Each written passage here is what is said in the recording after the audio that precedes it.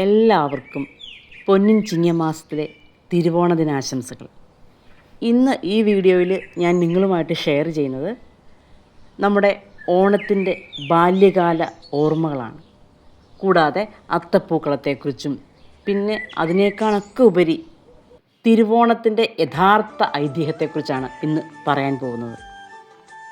അതുകൊണ്ട് തന്നെ നിങ്ങൾ ഇതിനുവേണ്ടി ചിലവഴിക്കുന്ന സമയം ഒരിക്കലും നിങ്ങൾക്ക് നഷ്ടമാവില്ലെന്ന ഉറപ്പോടുകൂടി ഞാൻ തുടങ്ങട്ടെ. എല്ലാവർക്കും ഒരിക്കൽ കൂടി സ്വാഗതം. ഓണമെന്ന് കേൾക്കുമ്പോൾ അല്ലെങ്കിൽ ഓണത്തെക്കുറിച്ച് പറയുമ്പോൾ തന്നെ നമുക്ക് ആദ്യം നമ്മുടെ മനസ്സിലേക്ക് വരുന്നത് നമ്മുടെ ബാല്യകാല ഓർമ്മകളാണ്. അത്തപ്പൂക്കളം ഇടുന്നതും ഊഞ്ഞാലാടുന്നതും ഉപ്പേരി കഴിക്കുന്നതും ഒക്കെ അല്ലേ. ഓരോ നാട്ടിലും ഓണം ആഘോഷിക്കുന്നത് വ്യത്യസ്ത തരത്തിലായിരിക്കും. അത് അത്തപ്പൂ ഇടുന്ന കാര്യത്തിലായാലും സദ്യവട്ടം ഒരുക്കുന്നതിൻ്റെ കാര്യത്തിലായാലും അതെ അല്ലേ. അപ്പോൾ ഓരോ നാട്ടിലെയും ഓണത്തിൻ്റെ വിശേഷങ്ങൾ നിങ്ങൾ ഈ കമൻറ്റിലൂടെ അറിയിക്കുമല്ലോ. മാവേലി തമ്പുരാൻ പണ്ട് നാടുവാണിരുന്ന കാലം സമത്വത്തിൻ്റെയും സമൃദ്ധിയുടെയും സന്തോഷത്തിൻ്റെയും ഐശ്വര്യത്തിൻ്റെയും ഒക്കെ ഒരു സുവർണ്ണ കാലഘട്ടമായിരുന്നു.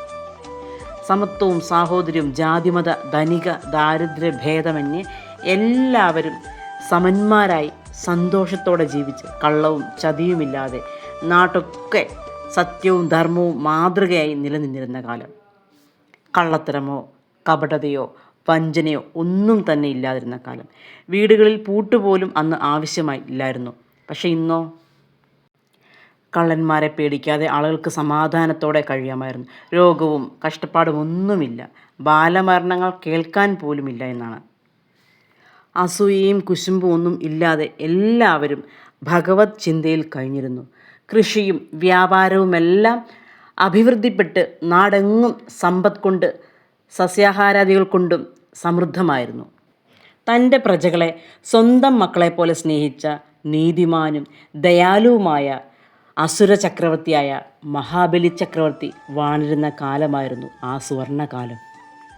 മഹാബലി തമ്പുരാൻ ഒരു അസുര രാജാവായിരുന്നിട്ട് കൂടി അദ്ദേഹത്തിൻ്റെ മഹത്വം ഉന്നതിയിലായിരുന്നു. അദ്ദേഹത്തെ ജനങ്ങൾ ആരാധിച്ചിരുന്നു. ഓരോ ദിവസവും കഴിയുന്തോറും അദ്ദേഹത്തിൻ്റെ പ്രശസ്തി വർദ്ധിച്ചുകൊണ്ടേയിരുന്നു. ഇത് ദേവന്മാരെ കോപാകുലരാക്കുകയും ഭയപ്പെടുത്തുകയും ചെയ്തിരുന്നു. തങ്ങളുടെ അധികാരം നഷ്ടപ്പെടുമോ എന്ന് ഭയന്ന് അവർ മഹാബലിയെ തടയാൻ സഹായിക്കണമെന്ന് അഭ്യർത്ഥിച്ചുകൊണ്ട് വിഷ്ണു ഭഗവാന്റെ അടുത്തേക്ക് ചെന്നു. ദേവന്മാരുടെ അപേക്ഷപ്രകാരം മഹാവിഷ്ണു അതിഥിയുടെയും കശ്യപ മഹർഷിയുടെയും മകനായി വാമനൻ എന്ന ഒരു ബ്രാഹ്മണ ബാലനായി അവതരിച്ചു. അങ്ങനെ വാമനൻ മഹാബലിയുടെ നർമ്മദാ നദീതീരത്തുള്ള യാഗശാലയിലേക്ക് എത്തി. അവിടെ അശ്വമേധയാഗം നടന്നുകൊണ്ടിരിക്കുകയായിരുന്നു. തൻ്റെ യാഗശാലയിലേക്ക് വന്ന ആ ബ്രാഹ്മണ ബാലനെ മഹാബലി സ്വീകരിച്ച് അകത്തേക്കിരുത്തി. തനിക്ക് തപസ് ചെയ്യാൻ 3 അടി മണ്ണ് വേണമെന്ന് വാമനൻ മഹാബലിയോട് ആവശ്യപ്പെട്ടു. എന്നാൽ സത്യസന്ധനും നീതിമാനും ആയ ആ അസുര ചക്രവർത്തി ഈ ആവശ്യം അംഗീകരിച്ചു. 3 അടി മണ്ണ് നൽകാമെന്ന് സമ്മതിച്ചു.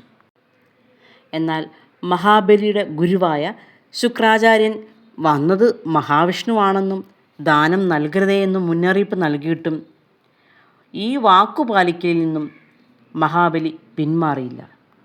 ദാനം നൽകാൻ മഹാബലി തീരുമാനിച്ചതോടെ വാമനൻ ത്രിവിക്രമനായി ബ്രഹ്മാണ്ടത്തോളം വളർന്ന് വിശ്വരൂപം പ്രാപിച്ചു. 1-ാമത്തെ അടി ഭൂമി ഒട്ടാകെ അളന്നു. 2-ാമത്തെ അടിയും ആകാശവും സ്വർഗലോകവും അളന്നു തീർന്നു. 3-ാമത്തെ അടിക്കായി മണ്ണോ വിണ്ണോ ബാക്കിയില്ലെന്ന് കണ്ടപ്പോൾ വാക്കുപാലിക്കാൻ തൻ്റെ ശിരസ് കാണിച്ചു കൊടുത്തു. മഹാബലി ചക്രവർത്തിയുടെ ഭക്തിയിലും സത്യസന്ധതയിലും സംപ്രീതനായ മഹാവിഷ്ണു അദ്ദേഹത്തെ തൻ്റെ പാദപത്മങ്ങൾ കൊണ്ട് അനുഗ്രഹിച്ച് സുതലമെന്ന ആ സുന്ദര ലോകത്തിലേക്കാണ് അയച്ചത്. ദേവലോകത്തേക്കാൾ സുന്ദരമായത്, സകല സൗഭാഗ്യങ്ങളും ഐശ്വര്യങ്ങളും നിറഞ്ഞത്. ദാഹം, ജര, രോഗങ്ങൾ, അസൂയ ഇവയൊന്നും സുതലവാസികളെ ബാധിക്കില്ല. അവിടെ സുതലത്തിൽ ദ്വാരപാലകനായി നിൽക്കുന്നത് വിഷ്ണുവാണ്. ഇന്ദ്രപദവിയേക്കാൾ ഉന്നതമായ സ്ഥാനത്തോടെയാണ് മഹാബലി സുതലത്തിൽ വാഴുന്നത്. അടുത്ത മന്വന്തരത്തിൽ മഹാബലി ഇന്ദ്രനായി മാറുന്നതുവരെ സുതലത്തിൽ തുടരും. തിരുവോണം, അത് വാമന അവതാരം നടന്ന തിഥിയാണ്. അതുകൊണ്ട് ഈ ദിനത്തിൽ മഹാബലിക്ക് തൻ്റെ പ്രജകളെ വന്ന് കാണാമെന്നും ഉള്ള അനുമതി മഹാവിഷ്ണു നൽകി. അങ്ങനെ നമ്മുടെ മാവേലിനെ, നമ്മുടെ മഹാബലി തമ്പുരാനെ വരവേൽക്കാനാണ് നമ്മൾ അത്തം മുതൽ 10 ദിവസം അത്തപ്പൂ ഇട്ട് ആഘോഷിക്കുന്നത്. അത്തപ്പൂ ഇടുന്നത് വെറും ഒരു അലങ്കാരം മാത്രമല്ല കേട്ടോ, അതൊരു ആചാര അനുഷ്ഠാനം കൂടിയാണ്. പ്രകൃതി നൽകിയ ഈ സമൃദ്ധിയെയും പൂക്കളെയും ആദരിക്കാനും കാർഷിക വിളവെടുപ്പിൻ്റെ സന്തോഷം പങ്കുവെക്കാനുമാണ് 10 ദിവസവും നമ്മൾ പൂക്കളിടുന്നത്. ഇനി നിങ്ങളുടെ ഓണാഘോഷത്തിലെ ഓർമ്മകൾ, ഓണസദ്യയുടെ വിശേഷങ്ങൾ ഇതെല്ലാം കമൻറ്റിലൂടെ രേഖപ്പെടുത്തുമല്ലോ. എല്ലാവർക്കും സന്തോഷത്തിൻ്റെയും സമാധാനത്തിൻ്റെയും സമൃദ്ധിയുടെയും ഓണാശംസകൾ.